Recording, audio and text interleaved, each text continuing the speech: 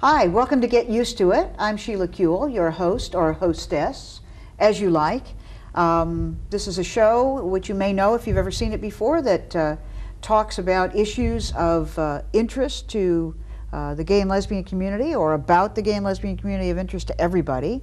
And occasionally we have one in a series that we call Voices of Our Lives, in which we talk to a person for the whole show who not only has spent a lot of time working in and for our community, but often in a lot of other kinds of roles, and try to bring it all together and see who these people really are. And today is one of those shows. We're very fortunate to have on the show today Daniel Zingale, who at the moment in this avatar is the director of California's Department of Managed Healthcare. Before that was the executive director of AIDS Action in Washington, D.C. Before that was with the Human Rights Campaign, I think at the time Campaign Fund. Both. And I think I'll let Daniel tell his story. Welcome, Daniel. Happy Thanks, you're here. Thank you. I'm really pleased to be here. Well, I'm pleased you're here too, considering although this show will be shown over and over and current events mean nothing, you just sort of escaped a contempt citation in some court, which we'll talk about at the end. Okay. But we're happy we didn't have to shoot this interview in jail somewhere. No, you're not. It would have been good for the ratings, and you were hoping for the behind bars sequence. It's true. But welcome. I'm really glad to see you. Thanks. Well, you've certainly had a number of different experiences and jobs, as we all have in your life, and I wanted to, if you don't mind, start kind of at the beginning. Okay. Where'd you grow up and what your family was like? I was born and raised in Sacramento. I was blessed with very good parents. I'm still blessed with very good parents. They're approaching 80 now, both of them, and they're great grandparents to my kids. And they're very centered, gentle, loving people, but they're also interesting people. Not perfect, but growing up with them was very interesting. I have one brother who's still my best friend and lives here in Los Angeles. Older or younger? He's older. He doesn't admit it now, but he's older. For everybody watching. Well, I'm pretty sure he was there when I got there. Anyway. If he looks as young as you do, I'm sure people would say, now which of you is older, right? Yeah, we get that a lot now. Yeah, I have a younger sister and we get that sort of the same, you know, and now that taller. She's all grown up. Yeah. Well, everybody's taller than me, of course, but. Yes, no, pretty much true. So what was your family like? What were they engaged in the world, kind of removed from the world? I mean, very how would engaged. you characterize them? My father's Italian, so he's just engaged in life, period. He's very passionate, emotional, warm, always has an opinion about everything. His opinions change still from day to day. And my mom has a different temperament. She's Scotch-Irish. She's more reserved and cool, but very strong opinions about politics. She's left-leaning, partisan Democrat, union member, union organizer. So our table was always very lively with people's opinions and debates and whatever was going on in the world. So you grew up would you say in an activist kind of family? Yes, yeah. I mean, my mom especially was always involved with union organizing, supporting the UFW. I didn't know what a table grape tasted like till I was 14 because of that boycott. Active in her church in a progressive way. So yeah, there was always, our house was a McGovern headquarters during the 92 campaign, so there was always a lot of politics swirling around. One of those houses that thought he was going to win because everybody we knew was for him? Absolutely. I was too young to know better. I didn't know what polls were really. And so I believed everything was a Nixon conspiracy. So I kept hearing that Nixon was ahead, 20 or 30 points in the polls, and I thought that was just more lies, and was devastated when the election happened, because I was out there walking precincts, and I guess I was 12 or 13, something like that. Was that the first sort of engagement that you had in the political process, or your interest? Even earlier. I was strange that way. When I was 8 years old, I was watching the Humphrey-Nixon election very closely. I had one of those maps of the states that a lot of kids have, wooden maps, but on the back of mine I put the electoral votes for each state, and was just up late watching the returns because I was convinced it was a disaster for the country if Nixon won.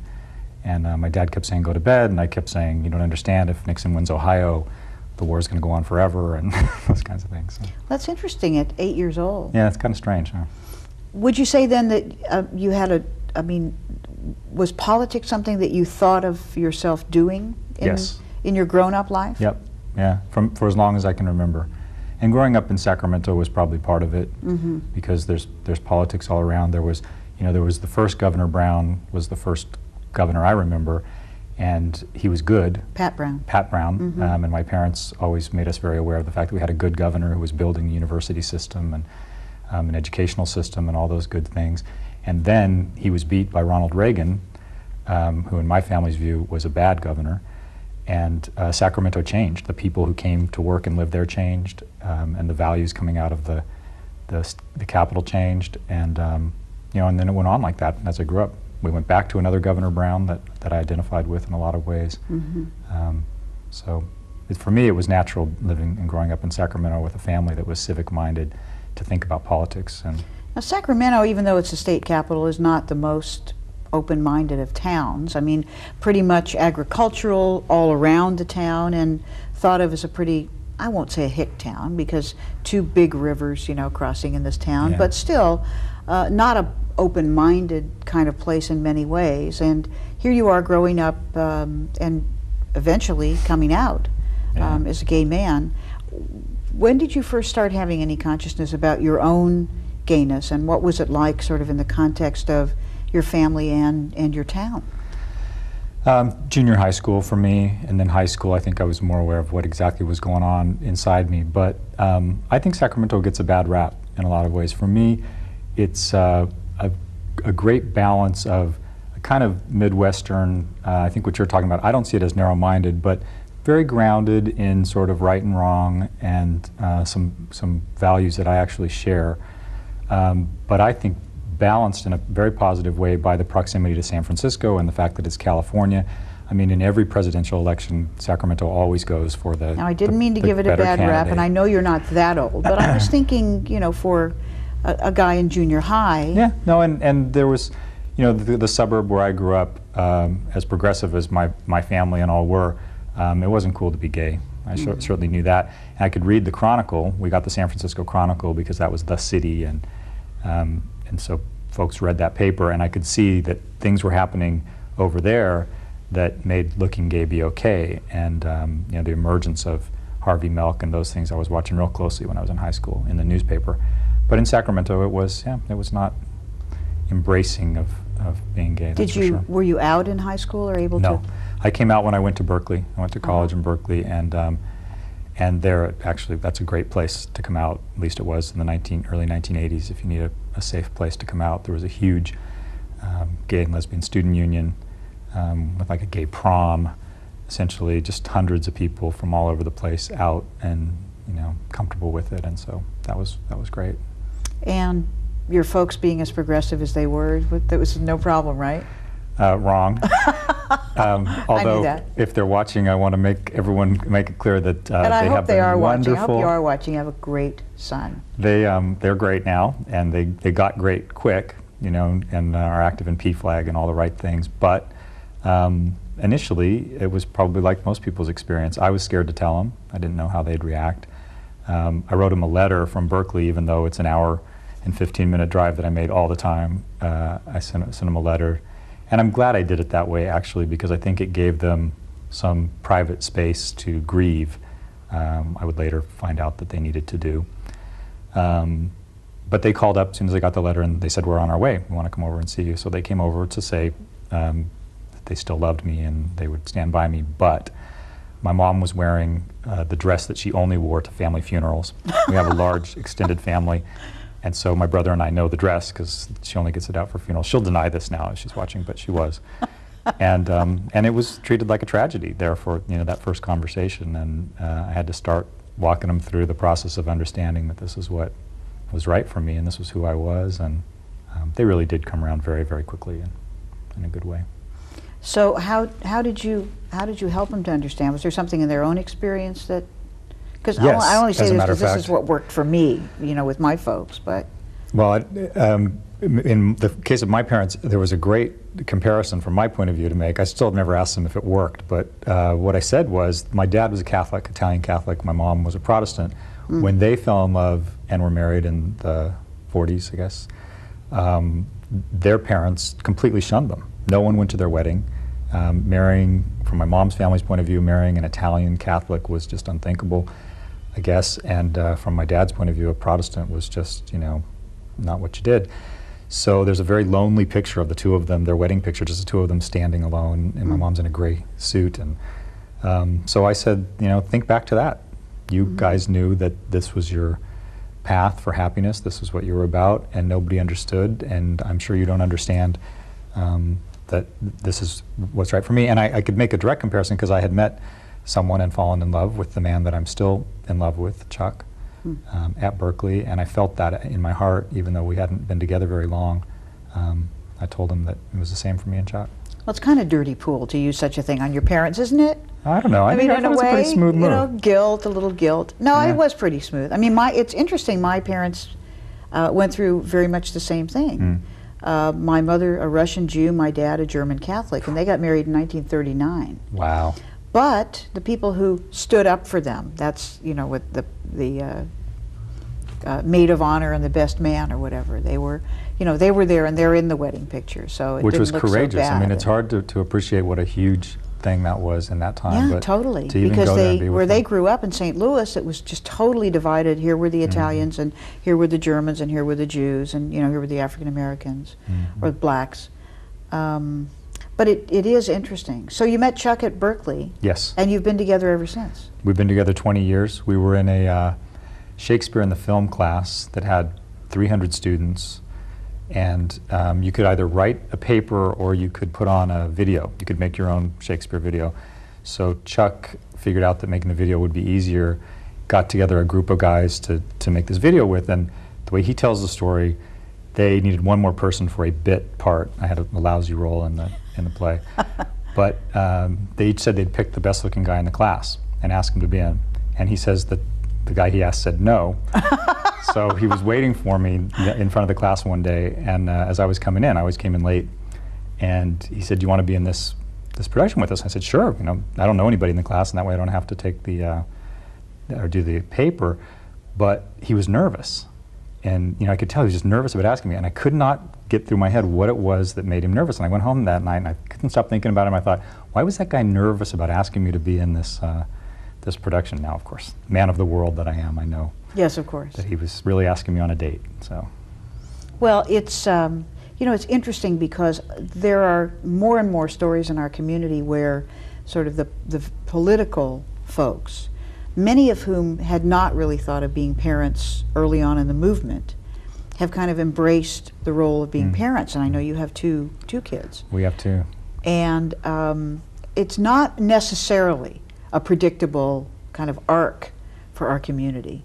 But before you were a father, I think you were developing kind of your political, exercising political muscles. What did you do from Berkeley that kind of got you into this arena that you've been in ever since? Well, I first went to Japan when I graduated from Berkeley. Jerry Brown had just lost an election. Ronald Reagan was president. There weren't a lot of political jobs for people with my philosophy. And the economy was lousy anyway, and I actually asked Jerry Brown, for whom I was an intern, what I should do. I said I was going to go to work for you in the Senate, or I hoped I was. And he said, in a very sort of offhand way, I'm going to Japan. That's what I would do, is go to Japan. They know, you know, they're with it. They've got all the answers. He was very enamored with Japanese public policy at that point, something to that effect. And so essentially I did. And I lived there for almost 2 years, doing a variety of things, not political at all, but got to know the culture and got to know the language, and had a wonderful, wonderful time in Tokyo. So you'd been active politically before. I'm thinking when you said you were an intern to Jerry Brown, you must have, in college, this must have developed. Oh yes, I was in college. My real passion was not for the classroom, it was for organizing. The Students for Economic Democracy was one group. Young Democrats I was active in the leadership of, and then I did the internship in the governor's office. And then you came back from Japan. Why and to what? I came back from Japan because I was lonely and missed my country, and looked around, and there were other expatriates who had decided to stay, and I decided I didn't want to do that much as I loved Japan. And so came back and went back to work in the Capitol, actually, as an Assembly Fellow for Gray Davis. Not at first, though, right? No, there was a little... Tell that story. I think it's interesting. I started out with Richard Katz, Who was another assemblyman at the time. Right. And, you know, I've never said this to Richard, but I left his office shortly after starting because I was a baby. You know, I thought I wasn't being treated right, and I wasn't being given enough responsibility, and I don't know what. And I would later learn what it's like in government and politics, that you pay your dues when you come in, and Sure. you know, you answer the phones, you do whatever you're supposed to do. But I was still, I think, was kind of arrogant about it. So we had the ability to switch, so I switched and went to work for Gray Davis, which ended up being the right thing for different reasons. But, well, it's interesting because now, of course, he's the governor of California, but at the time he was just they were both an assembly member. Why did you choose Gray's office? You know, I had done the internship in the Brown administration, and so I had seen Gray's work from a distance. I hadn't worked with him directly, but I had a lot of respect for his style. He was representing the values that I identified with in the Brown administration and doing it in a smart way. He was very disciplined. He was the kind of guy who always focused on results. And as I'm sure you know, from the Brown administration, some of our ideals fell by the wayside because of a lack of, I guess, discipline or practicality. And Gray represented for me, still represents for me, where good progressive values and smart politics meet, because I'm not very much interested in just espousing progressive politics if you can't get results. Yeah, I couldn't agree more. I know. You represent that too? Well, it's really a privilege to have the opportunity, you know, to be somewhere where you can actually enact policy and say, these are my politics. It's just interesting, the word politics and policy. You know, we use them, a lot of people use them interchangeably. I think of politics as the road to do policy. Because I know a lot of people, they say, if they say, oh, Dan Zingale, he's into politics, that's not exactly right, because what you've done most of your life, it's not just, oh, I'll go work for somebody because they're running for office. No. Because I love the thrill of the, you know, the campaign. Or I'll just work for somebody who's in statewide office because I really like being in the Capitol. I mean, you've chosen those things that you've done in a different way, and I think mostly related to policy. Yeah. So you're working for Gray. I'm sorry, were you going to say?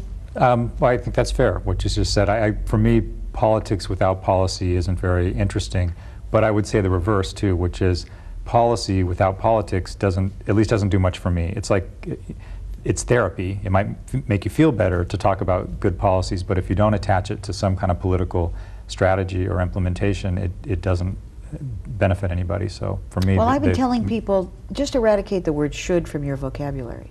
Because a lot of people come up to me and go, well, they should want this for us. They should do this. This guy should vote for this bill. And I go, like, throw the word away. Because everybody operates out of their own sense of what they think is right. Just take that for granted. Whether we agree with it or not. You want them to get to a place, you have to take them from here, you know, to there. So but still, Assembly Fellows, they're kind of the newbies on the block, and they're, you know, so I was doing the same things in Gray Davis's office that I was doing in Richard Katz, but I thought, there's a pattern here, so I better get used to it. Right, so maybe there's something to learn here. So where did you go from there? And when I why? When I finished the fellowship, I went to Harvard Graduate School, and actually started with a joint degree program in the Divinity School and at the Public Policy School. Divinity School? Yes. Why there? You know, I guess when you first asked me about my upbringing and sort of the core values, I should have talked about my faith. I don't talk about it very often, but for me, it's at the center of everything, and it is for my family.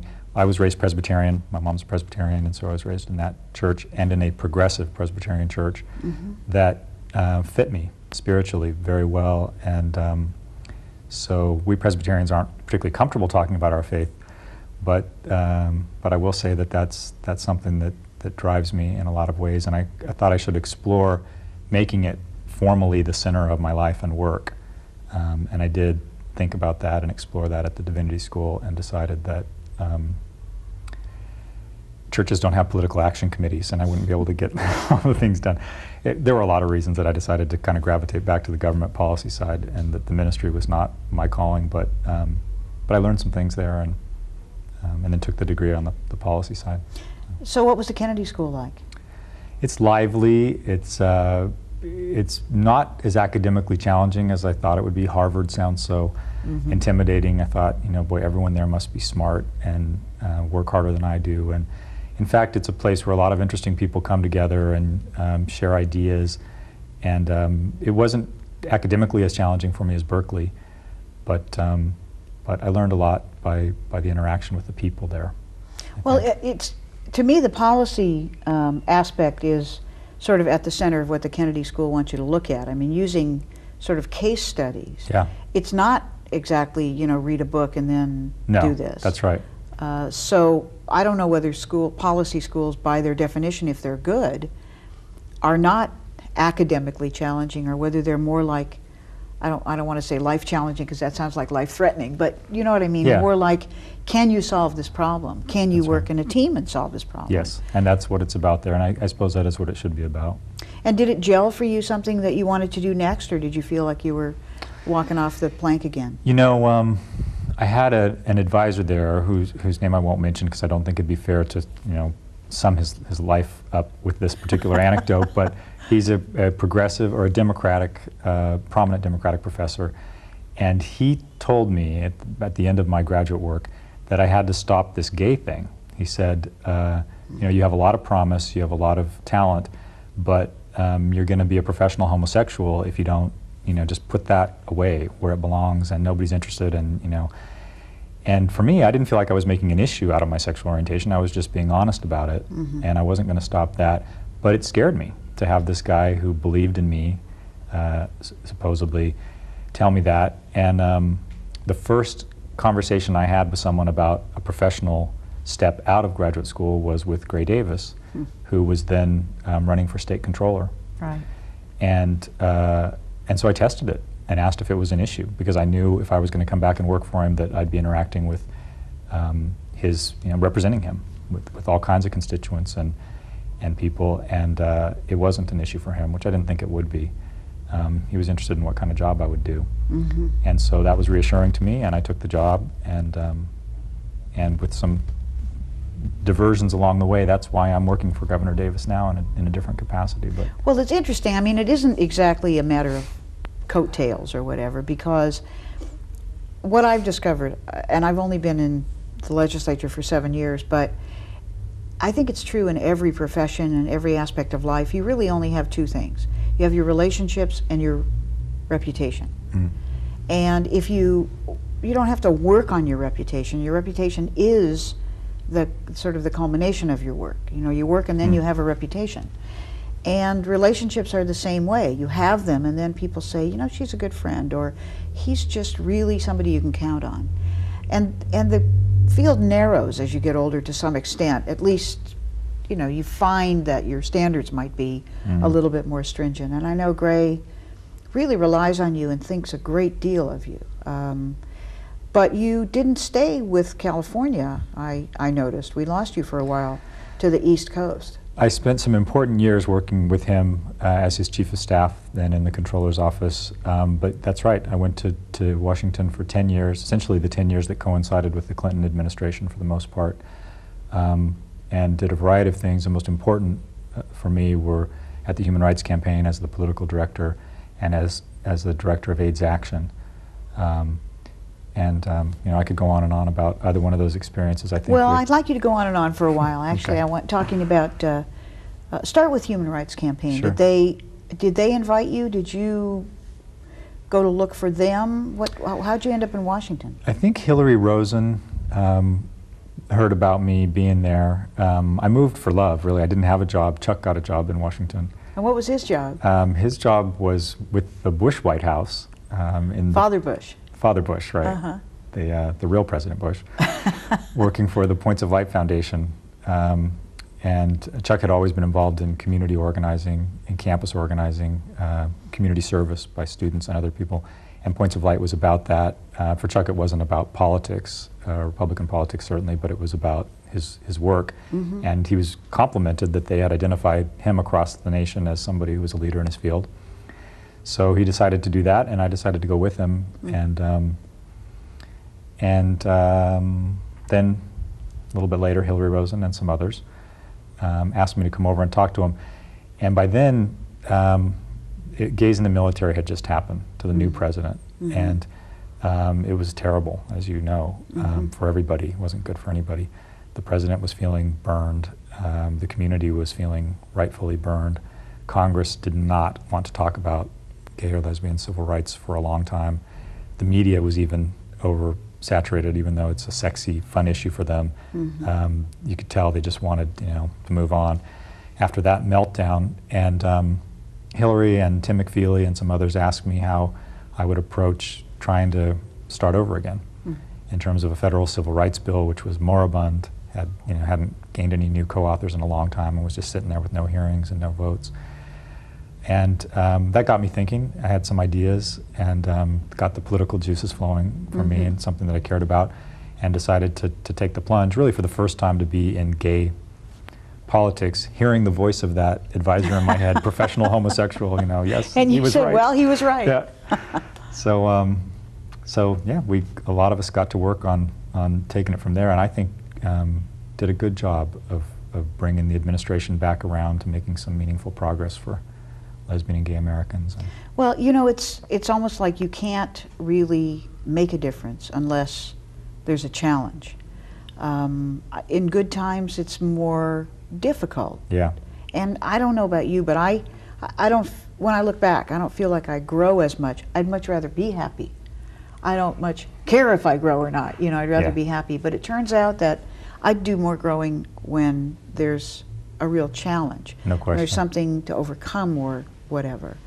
Plus you get better reviews in a job if you come into a bad situation, because then everybody figures, wow. Well, how did you make this happen? I mean, it really actually did sort of rise from this moribund state into people's consciousness.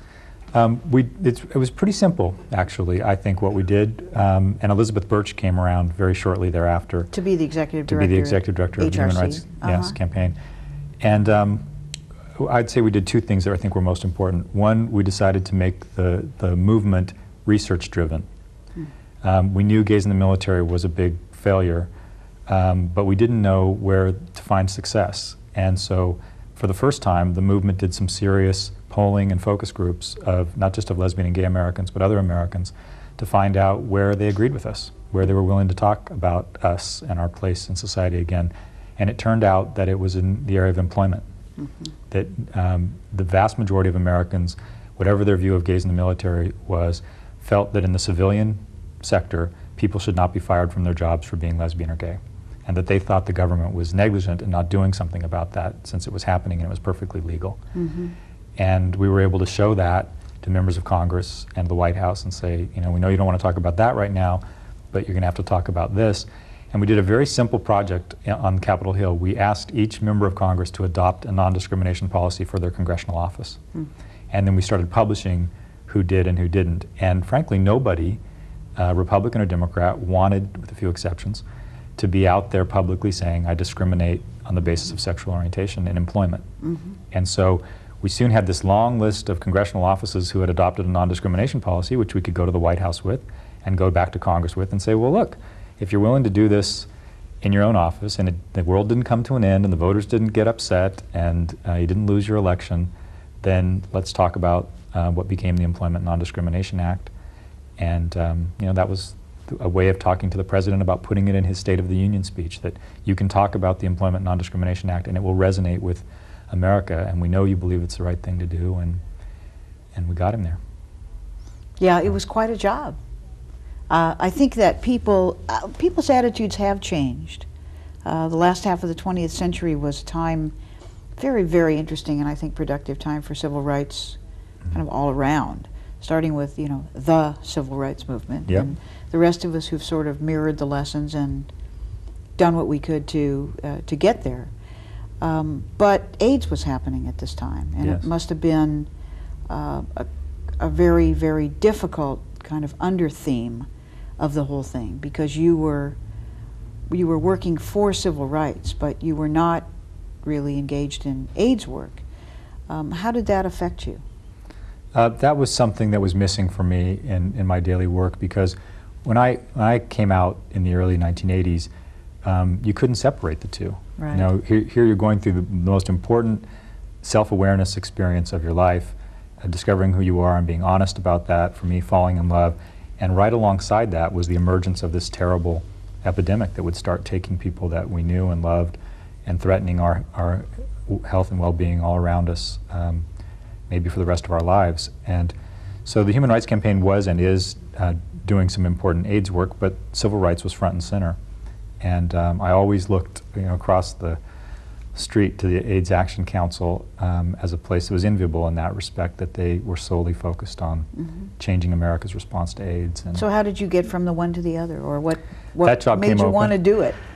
I was approached by the Board of AIDS Action. They were looking for an executive director, and that was a career change for me, because as political director I wasn't really running the place the way Elizabeth was, so there was that. But I struggled with the decision because I loved what I was doing at the Human Rights Campaign, and I love Elizabeth, and it was just great doing that every day. And I went for a run early one morning, deciding that I was going to make my decision about whether to accept AIDS Action or not, and was so self-absorbed with this personal decision that I forgot the quilt was coming to town. So I go out there to do this morning run, which I often did on the Mall, and there are all these people in white laying out these giant, things. And as it was early in the morning, the sun was coming up, and I'm thinking, what is this strange thing going on here? Only to, have it click that they were laying out the quilt. And there, as I'm looking down the Mall in most graphic sense possible, is the magnitude of the epidemic that I was being offered the privilege of playing a role in addressing. And for me, I felt that was God talking to me, doing that little display for me. And making my decision easier, and so I knew what I was going to do. It's so interesting. I was just flashing on this question of mortality, maybe because I just had my 60th birthday this year. But no, you didn't. Yeah, I did, but considering the alternative, I'm really happy I did. And it's the alternative, really, that it was presented to me in very much the same way. I guess I was upset, but I didn't really know. And about this sort of crossing over into my 60s. And I was in the Capitol, and I was very restless, and I didn't know why. And I decided, when I'm restless, I'm an Angelino, I get in a car and I drive. That's how I get rid of the restlessness. I drive up Pacific Coast Highway, I drive out Sunset. But in Sacramento, I didn't really know what to do, so I went down to the garage, I got into my, my state car or whatever, right. And I just started driving out in the city. And there's an area of Sacramento where there's some very pretty houses along in the, in the 40s. And I thought, well, I love looking at pretty houses. I'll just drive back and forth on these various streets. And I was going like this, and finally I turned right into a street, and it was a cemetery. There's a cemetery right in the middle of Sacramento. I didn't know. And the street is one way. So once you drive in, you have to drive through the entire cemetery. I know right where that is. I bet you do, to get out. And I thought, and since I was having this real problem about this age thing, I realized that probably God or somebody had said, here's the alternative. Why don't you drive very slowly through and take a look at all of this?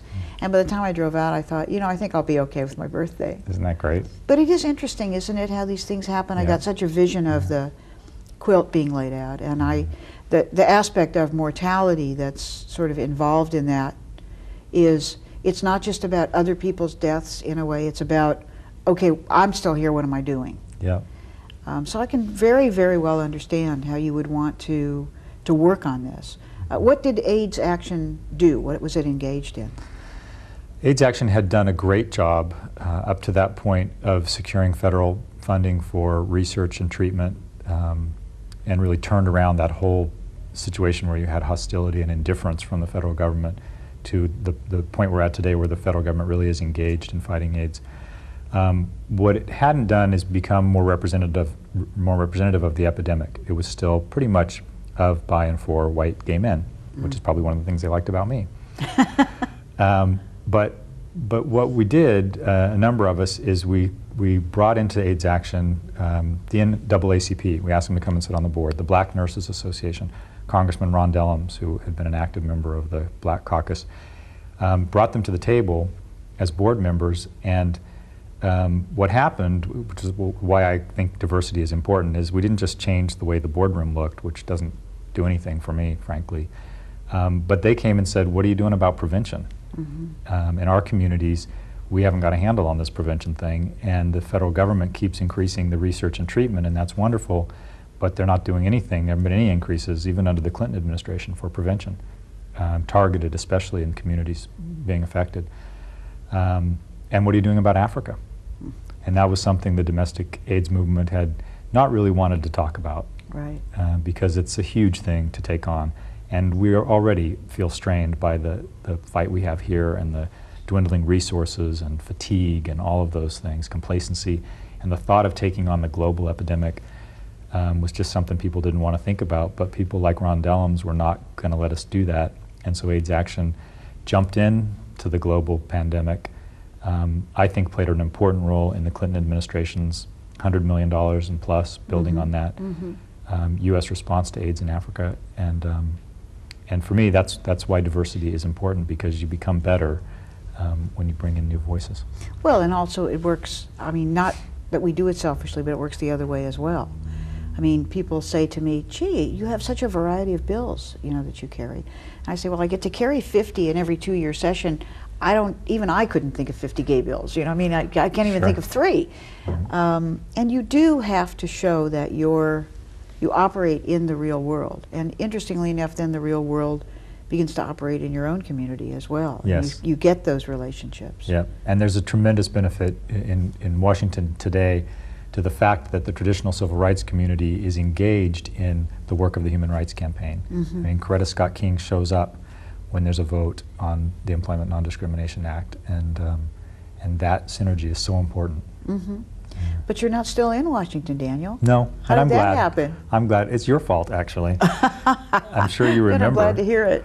I asked you whether I should take this job and come back to California, and you emphatically said yes, that it was an important job and I should do it. And so I think about you often. And it wasn't a ploy, it was really true. You were right. It was Well, the right I mean, thing to do. this particular job, and you'll explain to our audience exactly what it is, but it was created in a set of bills that I co-authored and kind of brokered in many ways, Right. or helped to broker. And so it was very, very important to me who would run the managed care healthcare agency for the state, because there had never been one. But describe a little bit about this agency that you now run. It's very exciting for someone like me, because Washington still hasn't enacted the Patient Bill of Rights. They keep talking about it, but it doesn't happen. California, in large part because of your leadership and the governors and others, got ahead of the nation and enacted a meaningful Patient Bill of Rights, which meant that somebody like me could come out and from the ground up build the first of its kind in the country, a place that is responsible for ensuring patient rights in HMOs. And gave us a great set of laws, tough enforcement laws that we can use to change the dynamic between patients and HMOs. And really just create and design from the ground up a government department that is there for patients when they have a problem with their HMOs. So I've been doing that for a little over a year now, and it's a challenging but gratifying job. Well, thanks for the credit that I actually Well, you did. don't deserve. No, I sat at a table and I kind of helped to broker it, but Senator Figueroa and Yes. you know, Assemblymember Marty Gallegos, who is now, He's now with the patient department, yeah. advocate for the state, really sort of designed and, you know, really pushed this legislation. And the show is on in Sacramento. I never like to take credit for things I didn't do, but it is an interesting and I think exciting example for the country, because not many states, if any, besides us, have this. But an interesting choice for Gray to make, to ask you to do it. I mean, your experience in healthcare has really been, I think, very much in the trenches and about AIDS, but it does teach you the lessons that you really need to learn about patient care. Yes, that's what he said. Yeah. The governor essentially, his message to me was, in AIDS activism, you all have learned the hard way what it is to be up against the medical establishment or the HMOs or indifference, and we need to break through that, and you're not alone in that. People with HIV and AIDS are not the only people who face a serious health crisis and then face the added burden of a denial of care you're entitled to from an HMO. And he said if you can bring that in a responsible way to what we're trying to do here in California, you could make an enormous difference. And So what's it been like since you started running this agency? it's been exhilarating. It has its ups and downs, And you know, after being an AIDS activist for all those years and never being threatened with a jail term, I get threatened with a jail term as a government official. Now, how did that happen? That was a fine that we levied against the state's largest HMO for a failure in their emergency response system, which we think is a serious one, that we think is actually connected to the deaths of some patients who had serious conditions and needed emergency care. And it's a large fine, over $1 million, which is being challenged by the HMO. But where it got interesting was they challenge it in state court normally. The HMO got creative and took the challenge to federal court, and were able to persuade a judge to bring me up on contempt of court charges, arguing that I was in contempt of the federal preemption on Medicare. Because the feds are the only ones that are really supposed to adjudicate Medicare claims. That's right, and I understand which you weren't that. really doing. No, but we were and are using the examples of Medicare patients to show where problems are in the HMO system. So our view, the administration's view, is that the experience of Medicare patients matters. It's relevant if you're trying to reform HMOs in California. And that doesn't mean that we're usurping the federal government's enforcement or non-enforcement of Medicare patient rights.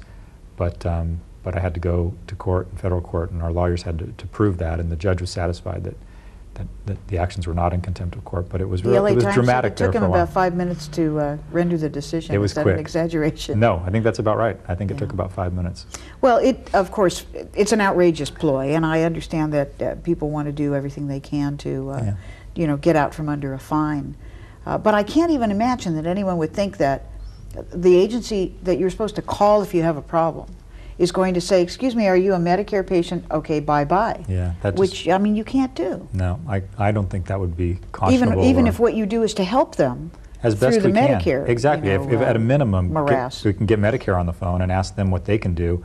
But in the process of doing that, if we learn something about a problem that, an HMO is closing their emergency rooms during key hours or something like that, to not use that information to protect all patients is just unthinkable, and fortunately we get to stay the course on this. Yeah, you've made the headlines, Daniel, for, Yeah. in an area you never even thought that you would be in the headlines for. I It's know. interesting. Yeah, it is interesting. So has anyone made any big deal about the fact that you're gay in this job? I don't think so. No. It's sort of irrelevant. Yeah. No, I haven't heard anything like that. And I won't even ask you whether there are other fines. Or I've heard people in the HMO industry quoted as saying that I'm overzealous for patients. But I like that epithet, Zingale the Zealous. yeah, It's not bad. and I think that has something to do with the AIDS activist history or something like that. But that's a criticism I'm willing to bear. So does it feel like you're in the right place now? Oh yes, yeah. If anything, I feel like a sense of urgency because this being a government appointment, it's subject to elections and timetables, Sure. and I expect the governor will have another term, but that still only gives me really 5 years to do the things that I want to do in terms of our part of reforming the HMO system in California, and we have a lot to do. So, this job I'm going to stick with as long as I can. Well, it's interesting, another alumni of Students for Democratic. Students for Economic For Democracy. Economic Democracy. Yeah. Whoops. I know. I remember CED and I remember SED. Well, we were so the there junior Right, right, CED. exactly. But another alumni, Susan Kennedy, is the cabinet secretary and assistant chief of staff or associate chief of staff for Gray Davis. Yeah, as she's well. really And the chief there must be operating a officer. long history, really, of activism and friendship there. With me and Susan? Yeah. Oh, sure. Yeah, we've known each other since we were college organizers, and she was always as formidable as she is now. She's really the chief operating officer for the state. There's the governor, there's his chief of staff, Lynn Shank, and then there's Susan running the day-to-day operations, and all of us who have a piece of responsibility answer to Susan and work with her on whatever we're doing. So. We answer to Susan too. I know, mean, I know. we know where everything is sort of needs to be directed. And I love but that it's, there's somebody like Susan doing that. well, it's interesting how many gay and lesbian people are in leadership in, not just in our state, in other states and city Yeah. councils. I mean, there's a lot of trust. I mean, my theory is when you reduce a barrier, you allow whoever would be the natural for the job anyway, just to go through and have it. Yeah. And perhaps this simply proves my point. But do you feel that there's been a particular kind of outreach in this government, or that we're just sort of coming into our own around the country? Well, Gray Davis understands what we were talking about earlier in terms of diversity. He knows that if you build a cabinet out of people who come from all segments of California life, you'll have better ideas and you'll have better government. And so, you know, in my case, he recognized that AIDS activists brought something to HMO reform that others might not. Mm-hmm. The Secretary of Business, Transportation and Housing, Maria Contreras-Sweet, recently accompanied him to Mexico for a very important meeting between California and Mexico on a wide range of issues. She was born in Mexico. She not only speaks the language, but she understands a great deal of where they're coming from and can do California proud that way. So yeah, I think the governor understands that. That's why he's appointed twice as many gay and lesbian judges as any governor before, because it gives him a better pool of judges. But do you see this happening all over the country, Daniel? The places I'm familiar with, there are some good things happening. I think it does depend on the leader, though. Not all elected officials see the world that way. I have a good friend, Kathy Willard, in Atlanta, who was just elected president of the city council there. To me, being a Californian, seeing that happen in Atlanta, Georgia, a white lesbian become president of the city council seems like a huge deal. So I'm enormously proud of her. And yeah, I know good things are happening in other parts of the country too. And I know, I mean, spending as much time as you did in movement sort of politics, do you think that this is sort of a natural evolution for a country, or do you think the movement has something to do with it? I suppose it's both. I mean, I think, you know, now that I'm not directly engaged day to day in gay and lesbian civil rights, things look a little better to me from the outside. On the inside, I always felt like we didn't make enough progress that day in enacting this bill or that bill. And it weighed me down sometimes that we are legally disenfranchised, second-class citizens in the eyes of the law. When you get out of that a little bit, you see the sort of the flow of progress that every day, in some ways that are not legal or legislative, our place in society gets better, I think, day by day, just in terms of people's understanding and awareness. Also, we stop exaggerating how good it is for everybody else. Yes. You know, I mean, really, I can see working where you work, for instance, that you can see the numbers of disenfranchised, Yep. not literally because they can vote, but powerlessness is powerlessness. Yeah, and people, exactly. Yeah, you certainly see it when people are dealing with their HMOs.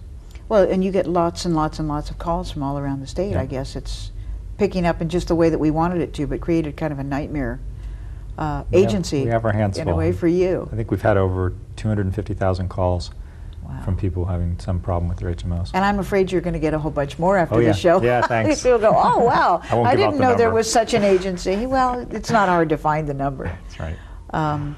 And all this time you've been a dad, or how long have you been a dad? It took us a while, Chuck and I, to get around to that. We were very happy, the two of us. We did a lot of traveling together. We just loved being together and spending time together. So when I look back now, I realize it could have been easy for us to just not go the parenthood route, because we were pretty content with life. So we kept talking about it and thinking, nah, we don't really need that. And we actually took our niece and nephew, Chuck's biological niece and nephew, with us to South Africa for a trip where we did a safari, and we looked around there, and they were 13 years old, I think, and they're twins, and we had so much fun. It was like seeing South Africa through their bright young eyes and minds. Made the trip more exciting than any we'd been on, and putting up with them was nothing compared to the joy we got from having their company. So that was a turning point for us, and we did it. We have 2 boys, 1's 7, and 1 will turn 2 this week. Tell me more about them. Oh, they're wonderful. No, more than that. The 7-year-old, you know, this sounds so cliche, but that thing about they grow up too fast, I know exactly what people mean now, because it just, you know, last night he comes walking across the kitchen floor and goes to the refrigerator and opens it up and takes out the milk and pours it, and I thought, when did he start doing that? It used to be, Papa, get me some milk, please, and he's so tall. He's on a basketball team, which I co-coach. Wow. With one of his friends' fathers, and we have great fun doing that every Saturday, and he likes school, and he's very independent, holds his own in the family, has strong opinions. He's just I can't see why that would be. I know. He's a sweet, wonderful kid. And his little brother's just, just turning 2, so we're still kind of getting to know what he's about, but he looks like he's going to hold his own as well. It's wonderful. It is. It's the best thing in my life. No question. If this is too personal, let me know, because we didn't even talk about this ahead of time. There are some things about the kids' background that I don't talk about. I'll let them deal with that when they go on your show. Absolutely. Well, don't think they won't. We often have sort of children of gay parents telling us what they really think about their parents. They'll give you a list of complaints, probably. Oh, I'm sure they will, but all kids do. Well, it's been, it's the family part of it that's really been, I think, the hardest for us to get to in terms of civil rights, at least by this moment in time. It seems to be for all minority populations that it's like the last thing you get is the ability to marry, or the ability to adopt, or the ability to really sort of shape and define your own families. Yes. So it's not a new story, really. It's just the same story. That's true. Kind of for us. Yeah. But in the larger sense, this has become very critical for the community. And in a way, I always saw it as related to the issue of health care as well, because we tend to, in California, for instance, we look at whether or not we can provide health care to children. We don't really think about whether we can provide health care to adults. But as you know, we tried to expand it a little bit by, if we provide it to children, then maybe we could provide it to their parents. Which is so important. And all of these family things sort of, fit in. Do you think that the new sort of emphasis in our community on family issues has changed the sort of the feeling of the community, or the way we're perceived? I haven't thought much about that, Sheila. I can say personally it's changed my outlook on life. In some ways, something like September 11th happening, in some ways it weighs more heavily on me than I think it would have before I was a parent, because I look at my kids and I think, my God, what kind of world are they growing up in, and what does this mean in all kinds of things, loss of civil liberties and danger and all the things everyone thinks about. At the same time, I can lose myself in them, playing with them on the floor or whatever, realizing that they're not thinking about September 11th. That's not part of their consciousness right now, and that's a nice place to be when world events can get you down. So it's, but I'll have to think more about how it's changed the... Well, I'll give you one more question that you might also have to think about. Where might you be in 5 years, do you think? I don't know.